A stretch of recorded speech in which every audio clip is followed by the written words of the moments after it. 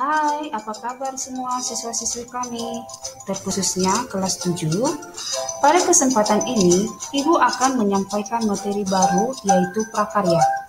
Mungkin kamu baru pertama kali yang mendengar prakarya, yang sebelumnya pada waktu SD kamu mempelajari keterampilan, tetapi di SMP ini kamu akan mempelajari mata pelajaran prakarya.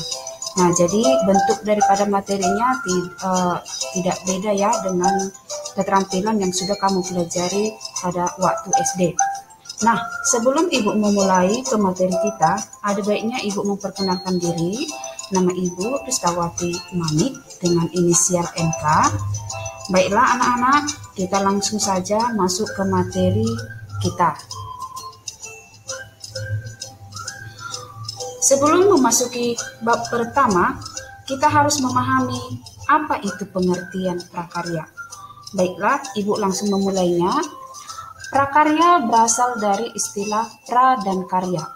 Pra mempunyai makna belum dan karya adalah hasil kerja. Sehingga prakarya diartikan sebagai hasil kerja yang belum jadi. Prakarya masih berupa proof of concept atau sebuah prototipe.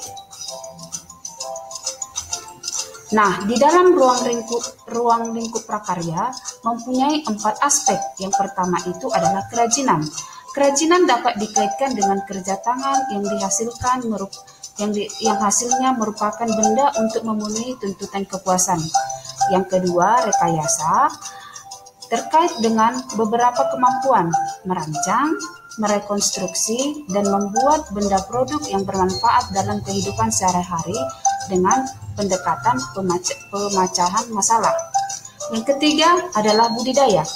Budidaya yaitu suatu kerja berusaha untuk menambah, menumbuhkan, dan mewujudkan benda atau makhluk hidup agar lebih besar, tumbuh, dan berkembang biak bertambah banyak.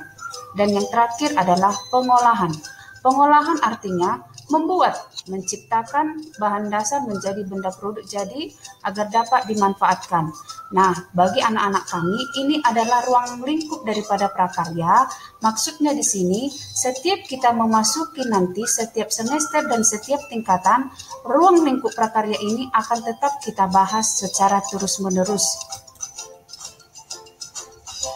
Ya, sekarang kita masuki bab pertama daripada prakarya, yaitu kerajinan. Kerajinan yang kita bahas pada materi ini atau pada semester ini adalah kerajinan serat alam. Ya, apa itu kerajinan serat alam? Kerajinan serat alam adalah suatu karya manusia yang berasal dari jenis bahan berupa potongan memanjang yang utuh yang berasal dari alam. Contohnya dari tumbuhan, dari hewan, dan pelapukan geologis. Yang berikutnya adalah B. Jenis dan karakteristik bahan serat. Bahan serat alam berasal dari alam. Limbah serat alam mudah diuraikan dalam tanah. Bahan serat alam yang dimaksud adalah bahan organik yang tidak diolah kembali melalui proses dan penambahan bahan kimiawi sehingga keasliannya tetap terjaga dan diutamakan. Nah, bahan serat alam dapat digolongkan menjadi 3 jenis, yaitu berasal dari tumbuhan, yang kedua bahan serat berasal dari hewan, dan yang terakhir adalah bahan serat yang berasal dari mineral. Tetapi pada materi kerajinan serat alam yang kita bahas ini, kita hanya akan membahas 2, yaitu bahan serat alam yang berasal dari tumbuhan dan bahan serat alam yang berasal dari hewan. Yang berikutnya anak-anak, kita akan memasuki yang pertama, serat dari tumbuhan. Serat yang berasal dari tumbuhan dapat dilihat dari berdasarkan bagian-bagian serat yang akan dijadikan kerajinan. Bahan baku tekstil memiliki persyaratan. Di antara persyaratan tersebut adalah kuat, tahan lama, bentuknya tetap atau tidak kusut, permukaannya yang halus ataupun bertekstur sesuai persyaratan produk. Yang berikutnya, klasifikasi serat tumbuhan. Klasifikasi serat tumbuhan ini terdiri dari beberapa sumber serat. Yang pertama itu adalah A, serat dari biji. Serat tumbuhan bisa kita dapatkan dari biji. Contohnya itu adalah biji kapuk.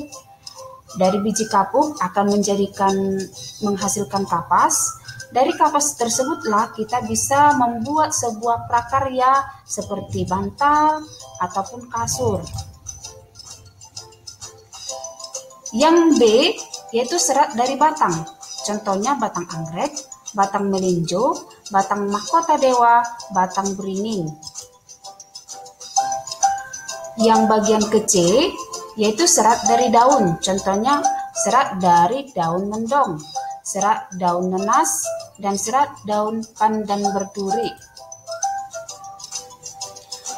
Yang terakhir dari bahan serat tumbuhan yaitu serat yang berasal dari buah. Contohnya adalah serat buah kelapa. Ya, yang berikutnya anak-anak, serat dari hewan. Serat yang berasal dari hewan banyak disukai negara-negara Eropa. Serat tersebut memiliki tekstur yang lembut dan halus, yang sifat daripada serat hewan menghangatkan, sehingga orang-orang yang tinggal di daerah musim dingin sangat memanfaatkan serat ini. Bagian hewan yang dimanfaatkan seratnya adalah bulu. Bulu hewan yang paling banyak diolah sebagai bahan baku. Pengelompokan atau penggolongan serat hewan ini terdiri dari dua. Yang pertama adalah serat dari stapel. Stapel merupakan serat yang berbentuk rambut hewan yang disebut dengan wool. Contohnya itu adalah bulu dari domba dan bulu dari hewan alpaka. Dan yang kedua, serat berasal dari filamen. Filamen merupakan serat yang berbentuk jaringan. Nah, ini contoh serat itu berasal dari ulat sutra. Nah, jadi ini adalah anak-anak penjelasan singkat untuk materi kita bagian pertama. Kemudian materi kita selanjutnya akan Ibu sampaikan di video pembelajaran berikutnya. Ibu harap materi yang sudah Ibu sampaikan dapat kamu serap, dapat kamu pahami, dapat kamu pergunakan. Tetap ingat, jagalah kesehatan, rajin belajar. Akhir kata, Ibu mengucapkan terima kasih, tetap semangat, dan salam sehat.